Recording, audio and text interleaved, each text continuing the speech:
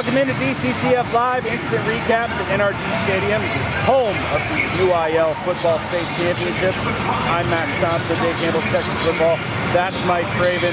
Mike, we just saw an incredible game. Waco La Vega beats Argyle 33-31, goes down to the wire.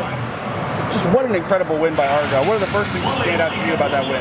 It was an unexpected great game. You know, it kind of lulled you to sleep a little bit early as both defenses dominated.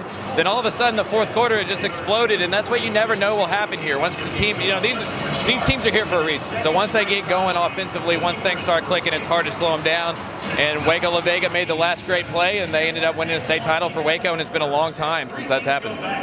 First half was complete and total domination by Waco La Vega. It wasn't even close. I think it caught a lot of us by surprise, not because Waco La Vega isn't great, but you expect a little bit more out of Argyle's offense. What was Waco La Vega doing that caused Argyle so many problems? They run really fast. You know, they're really fast, and they have a lot of talent. They have a lot of guys that are going to go play Division I football for a reason, and you could tell that gave Argyle a lot of problems. They didn't get to 100 yards of offense until a minute 17 left in the third quarter, so that speed gave them a lot of trouble, and you could tell in the third, fourth quarter they tried to do a lot of misdirection and get that speed working against La Vega, but that first half, that first three quarters was pure domination by the La Vega defense, and we've seen that all playoffs. And then down the stretch, we see this back and forth thriller. You're like you said earlier, it lulled us to sleep at first. Then down the stretch, it's crazy. Both teams making big plays, but the biggest plays, the biggest time, came out Jamal Williams, Reggie Hobbs, Waco La Vega. Talk about how both of them led their team to victories. And they're sophomores. Just sophomores. You know, I mean, they just claimed a state championship with those two being the best two players on the field, or at least the most impactful players on the field. And they're going to be back for 2 more years. So not only was this a big year for La Vega, they went 5-6 last year, and a lot of that was because of youth, like those guys who played as freshmen. But you look down that roster, they're losing a lot of guys, but they're a team that's loaded with a lot of young players. And those guys stepped up on the biggest stage, and that's going to only help moving forward for that program. Coach Willie Williams took a lot of heat this week for not letting him or his players talk to the press very much.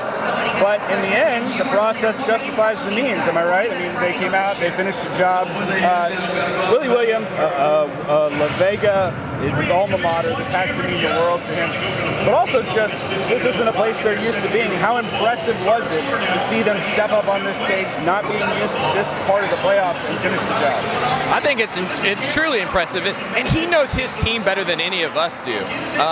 You know, as a media person, of course, it kind of strikes you as odd when you're not allowed to talk to anybody, but he knows his team, and if his team didn't need the distraction and he thought that they would be better off with a week of practice without having to deal with the outside stuff, it worked, and you can't argue with the state championship, and he's got that, and he can use that, and from now on, you know, Waco La Vega is a team we need to really pay attention to. Absolutely. Can't argue with the results. He's right. 33-31, Waco La Vega, your 4A Division I state championship champions.